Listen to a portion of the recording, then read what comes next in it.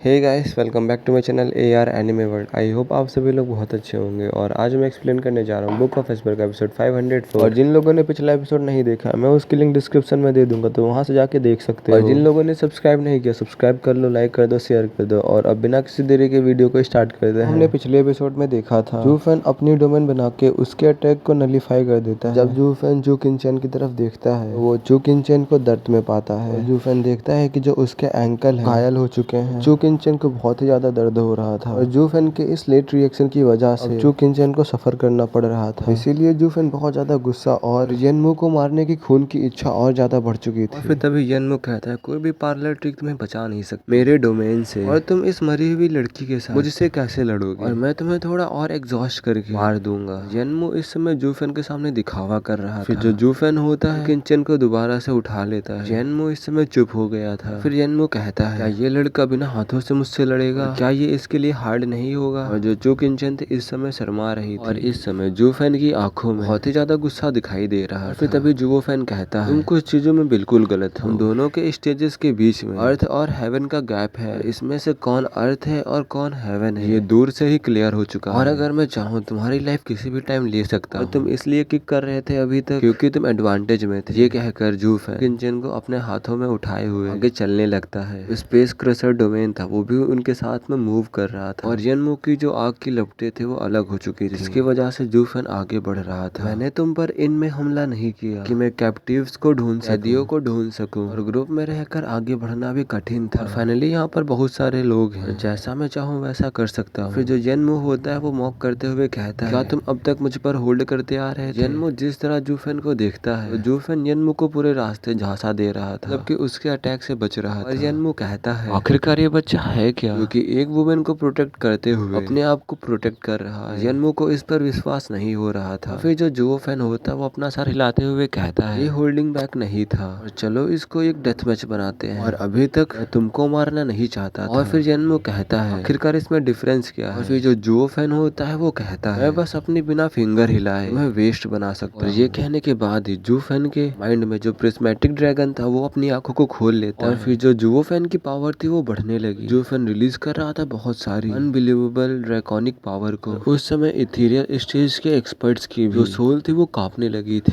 और जो येनमू का सोल डोमेन था वो सडर हो चुका था। और उसे अपनी सोल का कोलैप्स होने का डर भी लग रहा था। येनमू जो होता है वो कहता है, ऐसा बिल्कुल नहीं हो सकता। ये रिएक्शन एनोनिमस था और वहाँ पर किसी ने भी नहीं सोचा था किसी की सोल इतना प्रेशर भी रिलीज कर सकती है। वो लोग कहते हैं, क्या रेडियन स्टेज एक्सपर्ट ने, क्या उसने अपनी सोल को फॉर्म कर लिया? आखिरकार इसने ऐसा कैसे किया? और जूफेन अपने स्टोन कोल्ड फेस के साथ येनमू के ऊपर अटैक करता है, और अभी भी जूफेन जू किनचेन को होल्ड किए हुए और जो येनमू होता है वो गुस्से में कहता है, यार इतनी हिम्मत जो तुम मुझे मॉक कर सको। और तभी जो येनमू के यिन और यन स्नेक्स होते हैं आपस में ब्लेंड करने लगते हैं। जूफेन की तरफ टाइडल वेव्स को भेजने लगते हैं। ये बाइपोलर कॉन्फ्लाग्रेशन अटैक था, सूडो अर्थ रैंक मार्शल आर्ट का। फिर जो जूफेन था वो भी जू किनचेन को पकड़े हुए अपने हाथों से कुछ साइन बनाता है, और ये जूफेन का wrath style head move heaven dragon soul necro dragon screech का यूज करता है। और फिर जूफेन के आसपास बहुत ही बड़ा एक्सप्लोजन होता है, और उस एक्सप्लोड की वजह से बहुत ज्यादा प्रिज्मेटिक लाइट निकलने लगती है। उसके साथ ड्रैगन की चिल्लाने की आवाज भी आ रही है, और उस साउंड की वजह से येनमू के फायर स्टॉर्म को सैटर कर दिया था। येनमू को इस टाइम पर बिल्कुल भी भरोसा नहीं हो रहा था कि जूफेन की सोल इतनी ज्यादा स्ट्रांग हो सकती है, क्योंकि उसके मार्शल आर्ट को भी कोलैप्स कर दिया था। और फिर जो येनमू होता है वो रास्ते से हटने लगता है, और जो जूफेन की तरफ से साउंड वेव्स आ रही थी, और वो साउंड वेव्स उसे हिट हो जाती है, और फिर वैसे ही वो वॉल से टकराता है, उन वॉल्स के थ्रू आसमान में चला जाता है। उसी समय जो सोल डोमेन था वो भी हट चुका था,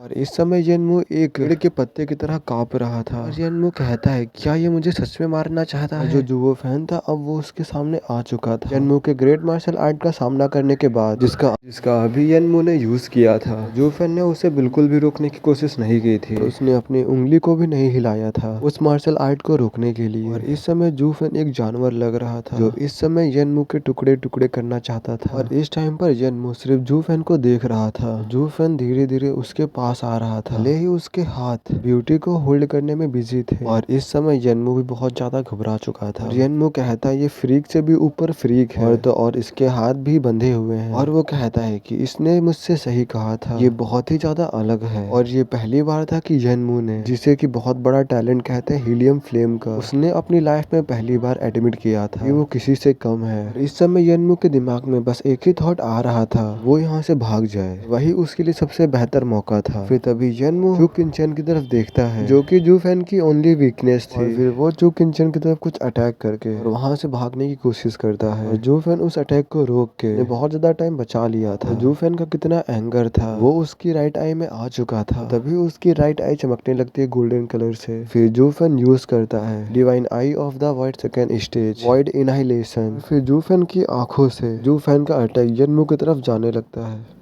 और जो जूफेन का जो अटैक था वो येनमू के हिट हो जाता है। और येनमू को उस टाइम पर बहुत ज्यादा ही पेन हो रहा था। और जो उसकी सोल थी वो भी डैमेज हो चुकी थी। And this attack brushed his skin taking it away and making him grimace. जूफेन उसको थोड़ा सा भी मौका नहीं देता है उस पेन को एंजॉय करने का। वो अभी भी चुकिनचेन को हक किए हुए येनमू की तरफ आगे बढ़ रहा था। तभी जूफेन अपने प्रिस्मेटिक ड्रैगोनिक टेल से येनमू को ऊपर उठाता है, sprouted from his back sweeping at येनमू। और जो येनमू होता है वो कहता है आखिरकार इसकी सोल फॉर्म है क्या और वाई सो बिग। येनमू फेल्ट लाइक स्वेरिंग। और जो जुवो फैन था वो येनमू को सांस लेने तक भी मौका नहीं दे रहा था। येनमू को इस समय रोने का मन कर रहा था और उसके पास इस समय कोई भी चॉइस नहीं बची थी। जू फैन की टेल से बचने के लिए अपने दोनों स्नेक्स का यूज करता है। और जो यिन फ्लेम होती है वो यूनाइट होकर एक शील्ड का फॉर्मेशन करती है। भी बहुत जोरों से बैम की आवाज आती है। जो ह्यूज ड्रैगोनिक टेल थी वो उन दोनों स्नेक्स की शील्ड से टकरा चुकी थी। वो दोनों स्नेक्स इस दुनिया से मिट चुके थे, इरेज हो चुके थे। उन दोनों स्नेक्स के बाद वो टेल येनमू को जाके हिट होती है, जिससे कि येनमू की जो सोल होती है वो भी डैमेज हो जाती है और वो अपने मुंह से उनको स्पिट करने लगता है। और फिर जो जूफैन होता है वो अपनी टेल से येनमू को उठाता है और दीवार में लगड़ने लगता है। दीवार में घसोर घसोर के मारता है। और जो येनमू था वो दीवार में जाके गड़ चुका था।